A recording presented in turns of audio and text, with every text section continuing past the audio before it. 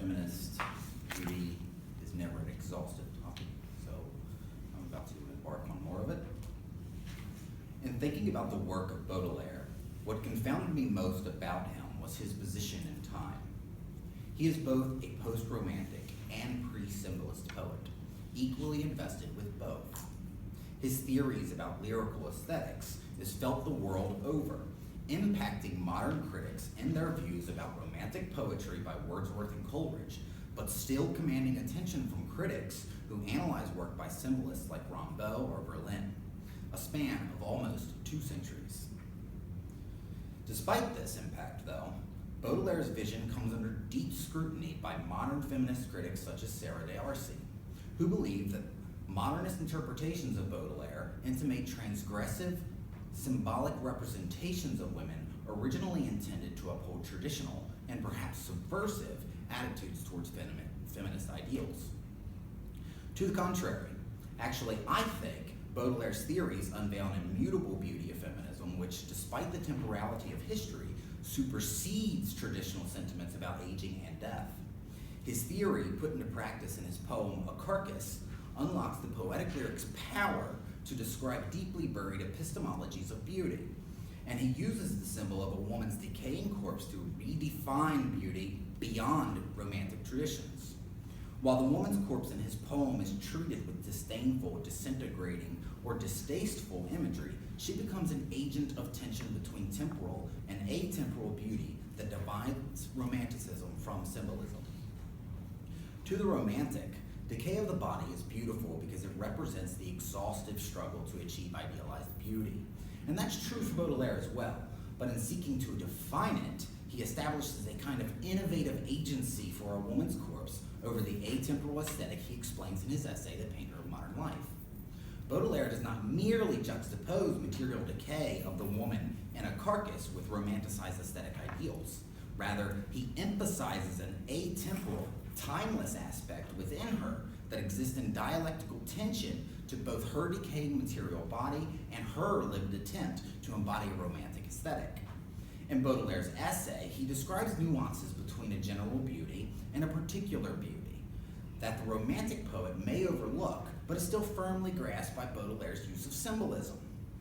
To that end, Baudelaire claims that the past can certainly add value to the reflection of present aesthetics in keeping with the romantic tradition, but only by, quote, reason of the beauty which could be distilled from it, end quote. What we see is Baudelaire criticizing the romantic traditions he was familiar with, while still contextualizing a fresh theory for atemporal beauty that later symbolist poets would make use of. Indeed, as symbolist poets would make clear, there exists another level of beauty beyond the observed that Baudelaire believes romantic poets may overlook. In his poem, A Carcass, the speaker calls himself, quote, keeper for corpses of love of the form and the essence divine, end quote. Baudelaire's speaker is akin to a historical keeper who can survey the forms of love, of romanticized beauty, and witness deeper divine history he has distilled from the final stages of decomposition for a woman's corpse. The woman's history, even in death, as applied to feminist ideals, is wholly detached from the form of her decaying body. She has endured the natural processes leading to her current state, which, within Baudelaire's theory, is beautiful in itself and should not be treated axiomatically and certainly not taken for granted by romanticists. The natural processes could not have occurred without her form, and the woman has agency over what Baudelaire refers to as the reason of the beauty that the artist can distill from her. Although she is dead and no longer physically pleasing to look at, her history serves to repaint her with what Baudelaire calls, quote, the beauty of circumstance, end quote. Her circumstances display an atemporal quality that empowers our senses to distill the effects of nature's processes, or specifically in A Carcass, the effect of rotting. There should be nothing arbitrary in nature, but everything is beautiful, and everything is made more beautiful by exploring the history within it. The corpse in his poem is beautiful because it is rotting, and more beautiful still because it is she that is rotting. To Baudelaire, decaying and rotting provides particular beauty to the woman's cadaver. And while she is still the object of some blatant and horrid imagery to describe the decay of her body, physical deterioration is only treated as a material truth. For example, the title of the poem, A Carcass, should not escape being a part of our fuller analysis, especially because the object that both speaker and auditor saw is specifically a woman's carcass. The distinction here is not merely semantical between the generic a and a specific her, but represents a clear dichotomy between the poet and his speaker. Since the poet typically decides the name of the poem, we can wonder why, if Baudelaire is objectifying women pejoratively, he did not decide to title his poem Her Carcass. He does, however, design a speaker who describes the dead woman's legs, possibly deprecatorily, as, quote, spread out like a lecherous whore, end quote. This comes from the translation of James McGowan, who is a renowned Norton translator of French poetry. But even with that credibility, I did not want to hang my argument on his translation. I clarified the literal translation of femme lyrique from the original French version of what McGowan translates as lecherous whore with Dr. Rachel Krantz, who is an expert on the French language at Shepherd University, and confirmed the meaning as, quote, horny women, or horny woman, end quote. But the literal translation did not alter my interpretation of Baudelaire's meaning, because it is the position of this detail in the poem that is vital to understanding why it even appears in Baudelaire's lyric. It is placed in the first line of the second stanza as an initial metaphor for the object mentioned in the first stanza. This nuance is relevant and irrelevant at the same time, because while it alters the attention of the reader, it does not place an emphasis on the detail for the rest of the poem. I suggest that the speaker is being purposely ostentatious so that Baudelaire, the poet, can capture the attention of a reader in the same way her corpse captured the attention of his speaker. But still, it says nothing over how the speaker is affected by her corpse, just as it should say nothing about how readers are affected by Baudelaire's metaphor. Even though I think it's pretty clear why a horny woman would capture the attention of a straight male speaker in mid-19th century France. But by the next stanza, the speaker has moved away from objectifying a her corpse with potentially pejorative language. He says, quote, the sun on this rock nest focuses its rays to cook the cadaver till done, end quote, not her. We can see that the innate ugliness of rottenness and cadaver are no longer attributed to her, but rather to some abstract thing, like the object referred to in the opening stanza. Paul de Man would later call this kind of symbolism as subject-object synthesis. Therefore, the speaker objectifying her in the second stanza as a lecherous whore enables Baudelaire to retain a poetic authority and emphasize agency for the woman's command over atemporal beauty expounded by Baudelaire's own theory. To Baudelaire, his poem is not merely the observation of a random human carcass, but more specifically, through the speaker, it is an observation of atemporal beauty in a specific her carcass. Between the object and her, a duality for aesthetics is at play. One for the temporal impressions being provided by the speaker over the rotting remains, and two, for an atemporal beauty transcending the woman's remains. Baudelaire is putting into practice his entire theory of aesthetics from his essay, The Painter of Modern Life. Just because there appears to be what Baudelaire says is unity in impression, the first visible element of temporal beauty within the Romantic tradition, that fact is insufficient to validate, quote, the variety and its composition, end quote. In his poem, A Carcass, Baudelaire creates a dialectical tension for beauty between the bodily remains being observed by the speaker and the agency of a woman who has left that body behind. The essence of the female is distinct from her remains, a kind of double composition. Quote, the shapes wore away as if only a dream, like a sketch that is left on the page, which the artist forgotten can only complete on the canvas with memory's aid, end quote. In this stanza, Baudelaire is distinguishing the atemporal woman and the carcass she left behind, explained in his essay as, quote, rational and historical theory of beauty, end quote. He states, quote, beauty is always and inevitably of a double composition, end quote.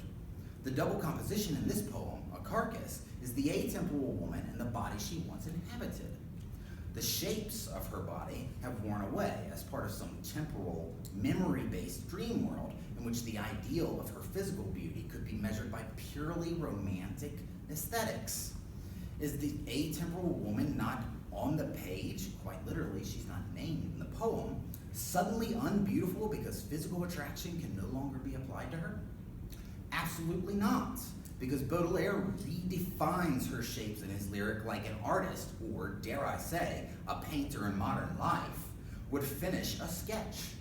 Baudelaire completes her form with the essence of a more divine beauty, like is suggested by his speaker in the final stanza, who is, quote, the keeper for the essence divine, end quote.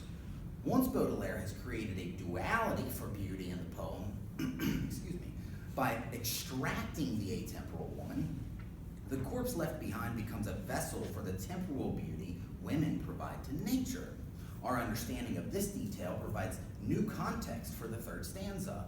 Quote, the sun on this rottenness focused its rays to cook the cadaver till done, and rendered to nature a hundredfold gift of all she united in one, end quote. If we understand that she here represents a woman that has been extracted from the cadaver, then it's not nature, mentioned as a proper noun, who has united this grand gift into one and provided it to itself. Nature doesn't need to provide itself a gift. Instead, the woman has united her history and her endurance and her voice into a region of grace that she leaves behind for nature as a gift. The woman's essence, her atemporal form, and not just her bodily shapes, has made the cadaver beautiful and a gift worth giving. The speaker notes his own power to make that discovery when he professes to his auditor that he is, quote, the keeper for corpses of love of the form, end quote. The speaker is addressing his love for the atemporal aesthetic and telling his lover that although her body will die and rot, her beauty will remain, despite what seems to cover it, be it abstract ideals or material fashions. For Baudelaire, the beautiful form of women is covered in rags. Those tattered garments, or, quote, animate rags, as he calls them in a carcass, are visible and wearing away. They are temporal.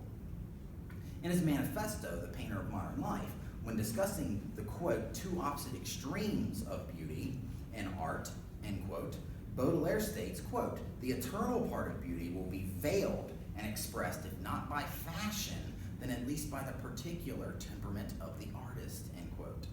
In the poem, rags, a word used to explain fashion in Baudelaire's context, are intended to be a veil over the eternal beauty of the woman within the carcass. While the body itself is dead and food for the maggots, after one last mention, quote, on the animate rags of her clothes, end quote, the observed human remains in the poem are never referred to as hers again. At that moment, in that line, the soul of the woman is separated from the rags covering it. The difference between temporal and atemporal beauty, expressed through the objectification of a woman's corpse in Baudelaire's lyric, becomes the synthesis within what Baudelaire calls, quote, the subsisting portion as the soul of art, and the variable element as its body, end quote. In the poem, we see the deconstruction of the body, the temporal, to reveal the soul, the atemporal. The carcass is not just a corpse, it's her corpse. It's a manifestation of beautiful, natural processes.